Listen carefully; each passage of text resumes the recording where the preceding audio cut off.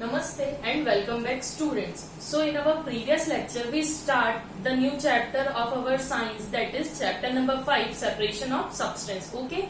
So that portion is left in yesterday lecture, separating a solid from other solid, means how you separate a solid from other solid. So there are basically 4 to 5 methods by which you can separate out solid to solid. Okay.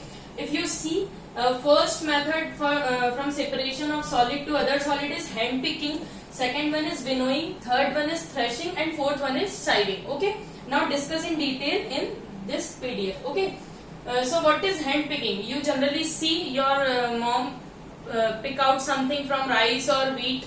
What is it? It's a pebble or stone. So see here, it's a diagram in your book, a woman picking something from some food material or food content. Hand picking, this is the simplest method of separating unwanted material from useful one. For example, अगर आपके घर में गेहूं है, rice है, whatever, अगर उसमें से pebbles को separate out करना है, so that is the method of hand picking. Means you separate out the unwanted material with the help of your hands. Okay. Now this method is used only when the unwanted material is present in smaller quantity. What is the uses of that method? इस method को हम तभी use कर सकते हैं जब आपका जो मटेरियल है उसमें जो अनवांटेड मटेरियल प्रेजेंट है. फॉर एग्जांपल वीट में अगर पेबल्स प्रेजेंट है, सपोज 10 kg अगर 10 kg टू 50 kg अगर आपका वीट है, तो आप ये प्रोसेस को अप्लाई कर सकते हैं. Okay, that is hand picking. Okay, size, shape और colour of unwanted material is different from that the useful one, and you know very well कि जो कलर है वो भी डिफरेंट होगा. किसका? पेबल्स का. अगर वीट की हम बात करें तो they are whitish in colour. Okay, थोड़े से धुंधले होते हैं, और that pebbles are may be black और brown in colours. Okay, so that is the first method of separation of solid from solid. Okay, now second method is sifting. What do you mean by sieve, beta? Sieve means chhanni. Okay. So this method is used for separating solid constituent of a mixture which differ in their sizes. Okay, if you want to separate out something which are different in size or might be it's in powdery form. For example, the best example for sifting is just take it sieve and pour some wheat flour in it, and what you obtain at last, you obtain flour different and chaff in different way. Okay, for separating fine sand from gravel, अगर आपने देखा हो कि रेत को कैसे छानते हैं, तो जो छन्नी होती है उसमें जब आप रेत डालते हैं तो पेबल्स अलग हो जाते हैं और ग्रेवल्स अलग हो जाते हैं, and sand separate out. For separating cashew nuts of different size, when you purchase cashew nuts from a shop, तो वो कैसे होते हैं? एक साइज के होते हैं. तो क्या पेड़ पर एक ही साइज के होते हैं? नहीं, वहां क्या होता है, डिफरेंट साइज के अवेलेबल होते हैं, but with the help of साइफ you can separate out the cashew nuts of different size. Okay, and for separating pearls of different size, means जो pearls मतलब मोती होते हैं उन्हें भी, उनके भी साइज अलग होते हैं, कुछ बड़े होते हैं कुछ छोटे होते हैं, तो उन्हें सेपरेट आउट करने के लिए. Okay, now the third method is winnowing. This method is based on the property that grains are heavier than husk and hay. Okay, जो भी आपका फॉर एग्जाम्पल जैसे कि आप लोगों ने देखा होगा, जब गेहूं आता है तो वो क्या होता है कि उसको, उसके जो स्टैक्स होते हैं उसमें से उसको अलग किया जाता है, तो उसमें some quantity of husk are also available.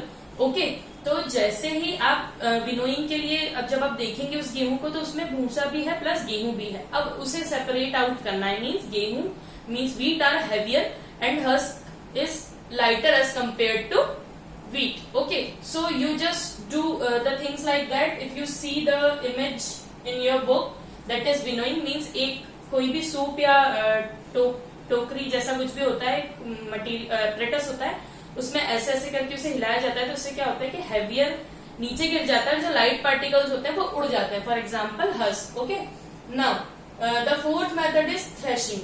जो थ्रेशिंग होती है बेटा, that is that can be taken by two process. One is you can just you just beat the stalks of the wheat on drum, or second one is on with the help of thresher. Okay, the process of separating grains from sun dried stalks. जैसे कि आप सभी ने देखा होगा कि जो गेहूं की फसल आती है उसे कुछ दिन धूप में रखा जाता है ताकि उससे वो प्रॉपरली सूख जाए, और जब आप उसको बीट करें ड्रम पर, तो वो सेपरेट आउट हो जाए इजिली, या फिर with the help of thresher you can separate out the wheat. Okay, now that is the one method. Now next method is separating insoluble solids from liquid. जैसे कि हमने कल भी ये चीज देखी थी कि जो वाटर है, वाटर में अगर आपने चॉक पाउडर को डिसॉल्व किया है, तो जो चॉक पाउडर है, चॉक का पाउडर है, that is insoluble in water. So how you separate it? Okay, so there are four methods: sedimentation and decantation, filtration, loading and churning. जैसे कि मैंने आपको कल भी ये चीज समझाई थी बेटा, what is difference between the sedimentation and decantation. Okay, now just see that what is sedimentation. Sedimentation and decantation is generally used for separating porous particles of a solid from liquid. For example, जैसे कि हमने कल भी देखा था, एक glass water में अगर आपने चॉक पाउडर डाला है, ओके, तो some of the particles might be dissolve but some are left. So how you separate? Okay, जैसे कि सैंड है, फर्स्ट एग्जांपल, आपका जो सैंड है आपने उसको पानी में डिसॉल्व किया है. अब क्या वो वाटर इम्प्योर हो चुका है? आप अगर ट्रांसपेरेंट ग्लास में करते हैं ये एक्सपेरिमेंट, तो आपको क्लियरली दिखेगा कि the water is muddy in colour. Okay, तो जो मडी वाटर है, अब उसके लिए आप क्या करेंगे? सेडिमेंटेशन और डिकेंटेशन दोनों प्रोसेस एक दूसरे को लिंक करती है. ओके, तो इसमें क्या होता है कि जो सैंड पार्टिकल है वो नीचे सेटल डाउन हो गया है. Okay, so that is the sedimentation. And if you want to pure the rest of the water, अगर आप उस वाटर को प्योर करना चाहें तो आप एक एलम लेंगे.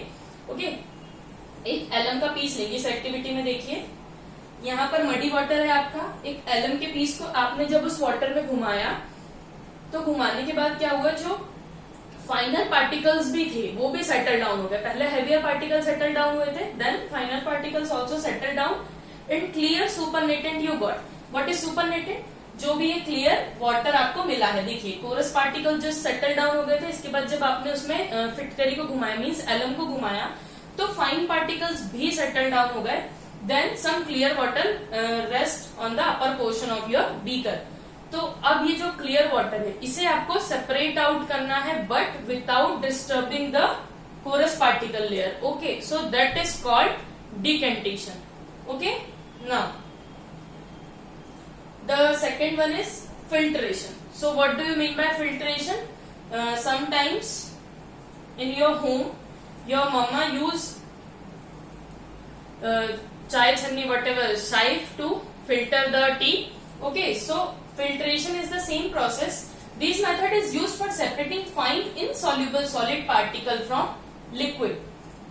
ऐसे पार्टिकल जो सॉल्यूबल नहीं है. ओके, इनसॉल्यूबल है. जैसे कि आपने चाय भी देखी होगी, जब चाय हम छानते हैं तो जो चाय पत्ती है that is insoluble in nature. Okay, वो डिसॉल्व नहीं होती पूरी तरीके से, वो सिर्फ कलर को एमिट करती है. ओके, तो क्या हुआ, उसको सेपरेट आउट करने के लिए आपने चाय छन्नी का यूज किया. ओके, और जो चाय छन्नी का आपने यूज किया है, तो that is the process of filtration. Okay, so in laboratories और in our science labs kind of paper is use that is called the filter paper. For example, separation by filtration, just keep a funnel. Okay, and this kind of filter paper arrange in funnel and drop some muddy water, okay, and just filter out. With the help of filter paper, the filtrate comes out. Okay, now the third process, first is sedimentation and decantation, second one is filtration. Now just move on the third process, that is loading. What is loading?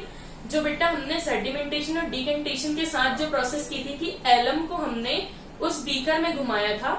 Okay, ताकि हमें क्या हो, clear supernatant मिले और उसे हम अलग कर ले. So that process is decantation, settlement of solid particles that are sedimentation, and transferring of the clear supernatant that is decantation, and the process of moving the alum, that is loading. During sedimentation, the heavy porous particles settle down quickly. Fine particles of clay settle down very slowly. Okay. The final particle can be made to settle faster by dissolving a small quantity of alum in muddy water. Okay, क्या बोल रहे हैं? ये बोल रहा है the final particles can be made to settle faster. जो final particles है मडी के मतलब कीचड़ के, वो क्या हुआ कि फास्टर डिसॉल्व होंगे. कैसे डिसॉल्व होंगे? With the help of alum. So that process is called as loading. Okay, so your third process is loading, and fourth process is churning. I think most of the people see what is churning.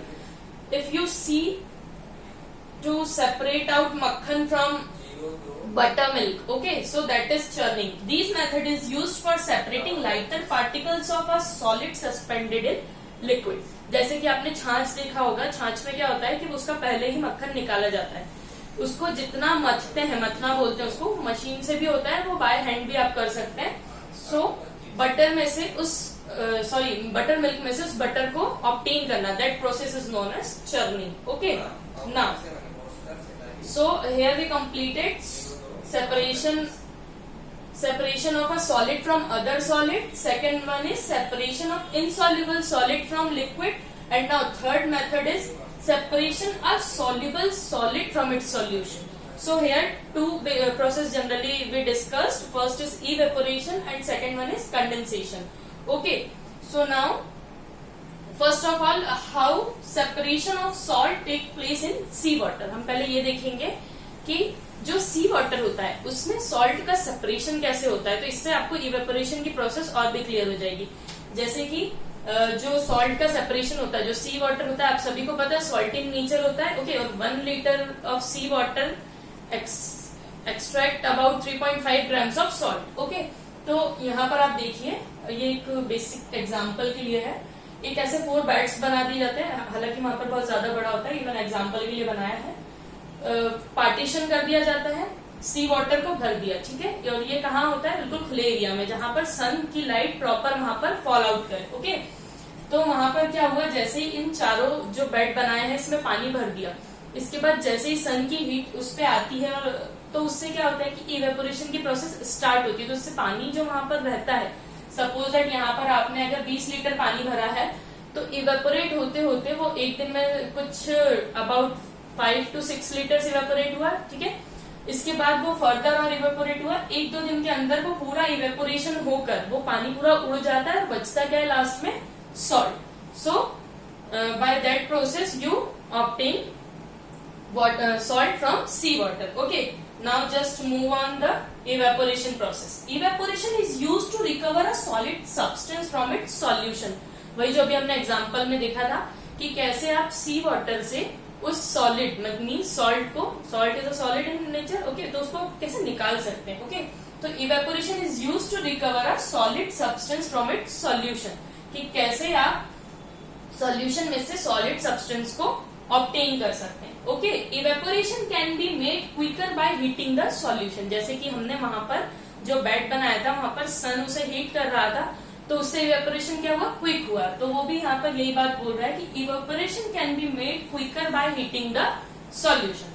Okay, now ये एक छोटा सा example है, इसको आप देखिए, तो इससे आपको और इवेपोरेशन का प्रोसेस क्लियर हो जाएगा. To recover salt from its solution in water, जैसे कि बेसिकली आपने कुछ अमाउंट, जैसे एक तपेले में पानी में नमक डाला है. ओके, अब आपको फिर से वो नमक अलग करना है, तो आप कैसे कर सकते हैं, तो वो प्रोसेस है.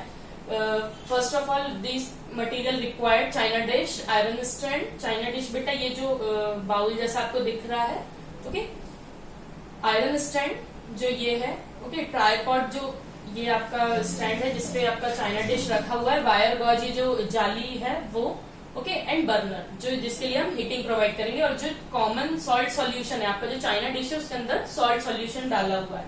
ओके, अब क्या होगा, heat about 20 ml of common salt solution in a China dish. आपको जो चाइना डिश है उसमें आपका कॉमन सॉल्ट सॉल्यूशन को हीटअप करना है, मतलब गर्म करना है. Okay, when the water starts evaporating rapidly lower the flame. अब जैसे ही पानी इवेपोरेट होना स्टार्ट हो जाएगा, मतलब भाप के फॉर्म में उड़ने लगेगा, तो आप फ्लेम को लो कर दीजिए. पहले आपको ये हाई फ्लेम पे करना है. Okay, what do you see, अब हम क्या देखते हैं, रिजल्ट देखिए. A white residue is left behind in the china dish. अब वो जो चाइना डिश थी उसमें व्हाइट रेसिड्यू मिलेगा आपको. ओके, और वो जो व्हाइट रेसिड्यू है that is the common salt. Okay, so by this process you got an idea how evaporation takes place in sea water also, in river also. Okay, now the next is condensation. Okay, so what is condensation? The process by which vapor of any liquid is converted into liquid.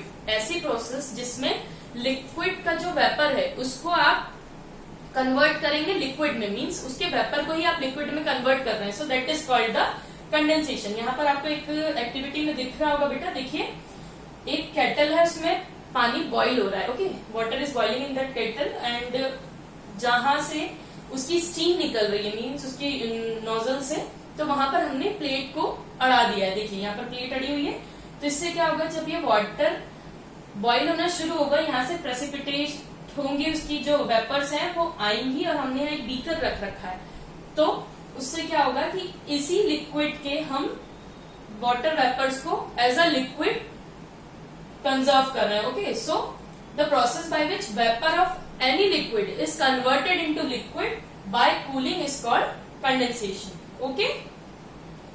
So students, today we are discussed about how separation takes place from solid, liquid and gases. In our next lecture we discuss the left of the portion. I hope आप सभी को ये समझ में आया होगा. Thank you.